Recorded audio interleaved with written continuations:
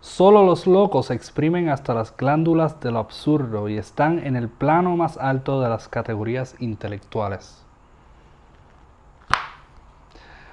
No tengo la menor idea de por qué leí eso, simplemente siempre he querido comenzar algo con una cita.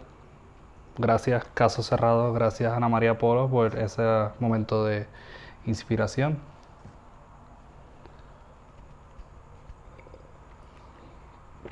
Gracias Alcohol por ese otro. Bienvenidos a otro episodio de Sin Escritura, mi nombre es Patrick O'Neill, un placer saludarles y hoy estaremos hablando sobre el escritor ecuatoriano Pablo Palacio. ¿Qué se puede decir sobre Pablo Palacio, además de que tiene un nombre de emprendedor milenial? Pablo Palacio nace en Loja, Ecuador, en 1906, un niño sin padre. Su madre lo cría en los primeros años de su vida hasta que fallece cuando él tiene una edad de alrededor de 3 años. Luego de esto él pasa a las manos de sus tíos, quien lo adoptan y pagan el doble, el triple por el potencial que ve en el niño. Esto lo lleva a una buena educación, una buena carrera, y el niño eventualmente escribe su primer poema a los 14 años y a los 21 escribe lo que se conocerá como quizás el grosor de su obra, a pesar de que eventualmente 10 años después publica otra obra que también es muy reconocida.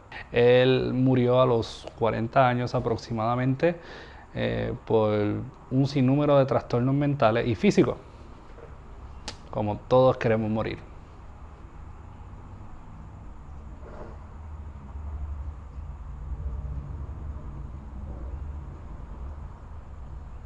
Pablo Palacio fue una figura extraña, en cierto modo. De hecho, hay ciertas historias, ¿verdad?, de ciertos acontecimientos. Se dice, por ejemplo, que cuando era niño una vez se cayó por una colina y se dio 77 golpes en la cabeza y él solía relajar con que pues, tenía 77 golpes en la cabeza.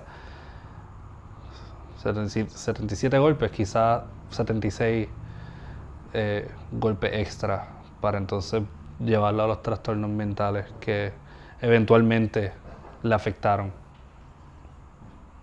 O quizás fue uno, quizás la línea para... La razón por la cual estamos hablando sobre Pablo Palacio hoy es porque él es una de las figuras grandes en cuanto a lo que es la vanguardia en Latinoamérica, especialmente en Ecuador, específicamente en tiempos donde el costumbrismo era lo que predominaba.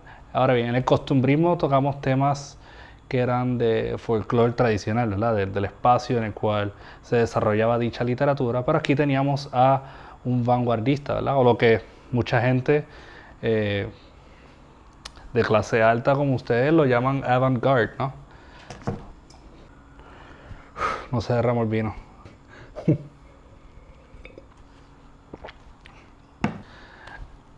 De todos modos, otra razón por la cual toco el tema de Pablo Palacio en el día de hoy es porque lo hemos discutido en un episodio de Sin Escritura. Va a poder encontrar el enlace en la descripción, en el cual comparamos uno de sus cuentos, El Antropófago, con la película Raw. El Antropófago es parte de una colección de cuentos que la tengo aquí a mi lado, titulada Un hombre muerto a puntapiés.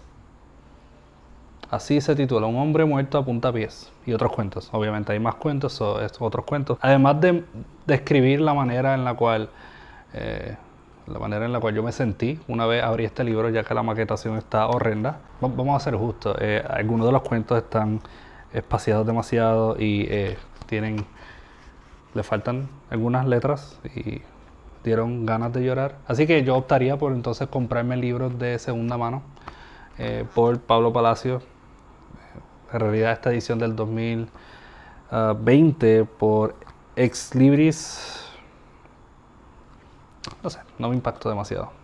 Quizás quise haber muerto como un hombre en la calle a puntapié. Un hombre a puntapié, ¿verdad? Es un cuento que es muy famoso por Pablo Palacios, ya que primero es uno de los cuentos en la cual se toca el tema de la homosexualidad abiertamente, además de que también tenemos un cuento que podemos llamarlo un cuento detectivesco inductivo. Es algo raro porque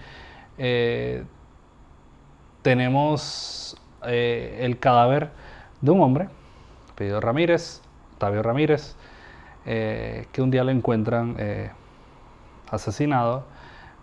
Bueno, no lo encuentran asesinado, lo encuentran herido y él muere en la comisaría. Herido a puntapié, literalmente lo habían pisoteado.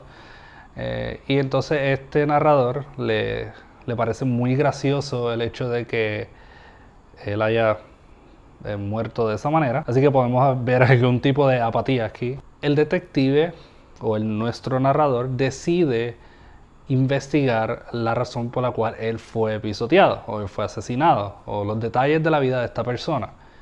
Y él nota que en el periódico, cuando encontró la noticia del asesinato, él ve que describen al hombre como un hombre vicioso. Pero vicioso aquí se utilizaba de una manera despectiva para describir la orientación sexual de este hombre, de la víctima, como un hombre homosexual. Ahora bien, el cuento, ¿verdad? Va de suposición en suposición. El narrador nos va hilando una historia mientras él aprende más sobre este individuo. Pero en realidad la historia está llena de prejuicios. No podemos tomarlo como algo con mucha validez o confiabilidad, ya que los prejuicios se notan, son muy claros. De hecho, en una parte, si no me equivoco, detallan cómo él hablaba de este tipo de disfunción que tienen algunas personas. Algunos son asesinos, pero el ser homosexual era algo más allá de ser asesino. Y también describen a los homosexuales como personas depravadas que cazan otras personas. Podemos ver cómo, ¿verdad?, se filtra este prejuicio. Y es gran parte de la literatura de Pablo Palacio. En esta colección vas a encontrar una gran variedad de descripciones pesimistas, horrendas de una sociedad. Hay otro cuento que discutimos en Cine Escritura, titulado El antropófago. Y sí, el antropófago trata sobre un caníbal que está en la cárcel y la narrativa del cuento en la cual describe los sucesos que llevaron a esta persona a la cárcel va cambiando o se va transformando a lo largo a medida que el cuento se desarrolla. Describen de manera grotesca y detallada el proceso del canibalismo. Al igual que en Un hombre muerto a puntapié, describe los sonidos onomatopeicos de las pisadas de la persona que mató a la víctima. Y lo hace de una manera graciosa. Y cuando digo graciosa, se refiere a que el narrador explícitamente se refiere a eso como algo cómico, algo risible.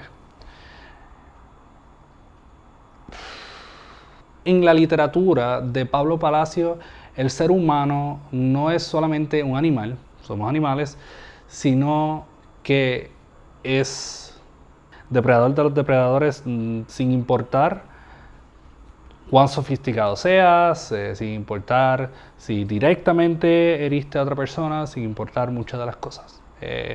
Hay mucha brutalidad, mucha apatía, mucho morbo en esta literatura. Sí extrae ciertos elementos del costumbrismo que podemos encontrar en mucha de la literatura. Si uno se pudiera comparar los escritores de sus tiempos con Pablo Palacio, podemos ver cómo Pablo Palacio resalta y las razones por las cuales Pablo Palacio fue echado para un lado. Se le dio de codo. O se le dio de puntapiés. En todo caso, probablemente se le dio de puntapiés, no se le dio de codo. Este libro fue publicado en el 1927 junto a su novela Débora. Y otro título que describe mis sentimientos encontrados sobre esta edición del libro se titula La vida del ahorcado, si no me equivoco.